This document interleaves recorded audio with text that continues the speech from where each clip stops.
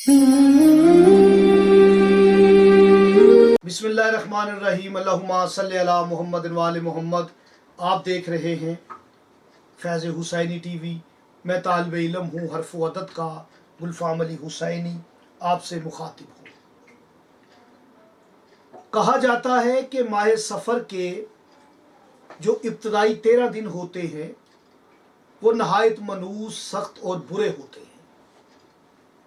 جب پوچھا جاتا ہے کہ کیوں ہوتے ہیں تو کہا جاتا ہے کہ ان دنوں میں پیغمبر اعظم بیمار ہوئے، اس وجہ سے یہ 13 دن منحوس ہے۔ تو میں اکثر ویڈیو میں بتا چکا ہوں کہ سفر المظفر ہے، اسے سفر الخیر کہا جاتا ہے۔ یہ مظفر اس لیے سال لگایا جاتا ہے لاحق کا کہ یہ کامیابی کا مہینہ ہے، الخیر لگایا جاتا ہے کہ یہ خیر کا مہینہ ہے۔ لیکن جو لوگ ان 13 دنوں کو 13 تیزی کہتے ہیں کہ یہ 13 تیزی یہ منحوس دن ہیں، تو اس اینگل سے یہ سخت دن ہو سکتے ہیں کہ یکم سفر کو علی کی بیٹیاں اور علی کی بہوئاں یہ شام میں داخل ہوئی،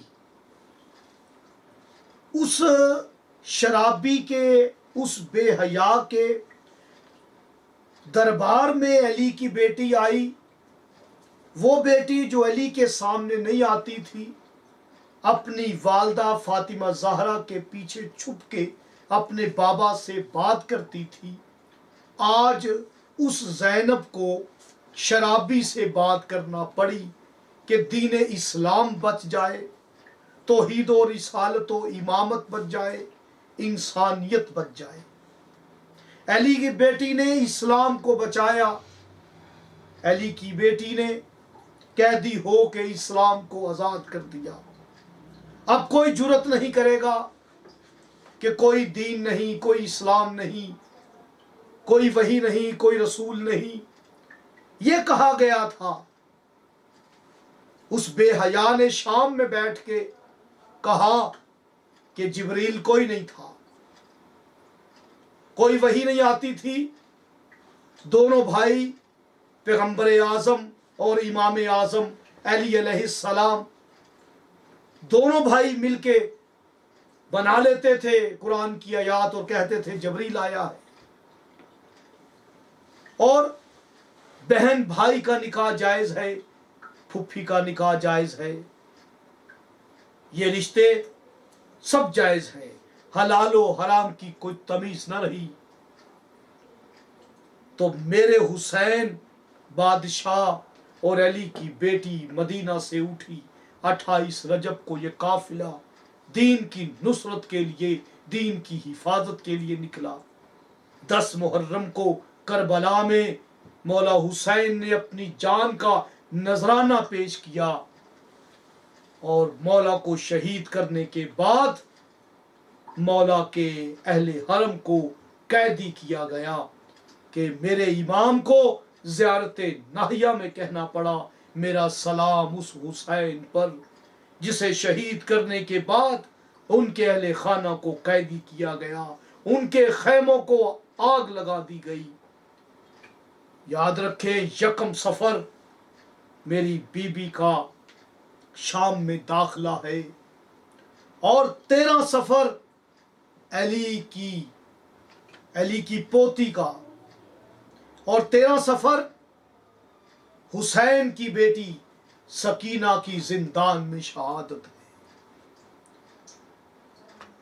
اس سکینہ کی شہادت ہے جسے امام حسین علیہ السلام نے تہجد میں مانگا تھا، اور اپنے سینے پہ لٹا کر فرماتے تھے، سکینہ تو حسین کا سکون ہے۔ یہ 13 سفر کو زندان میں بابا بابا کرتی دنیا سے چلی گئی۔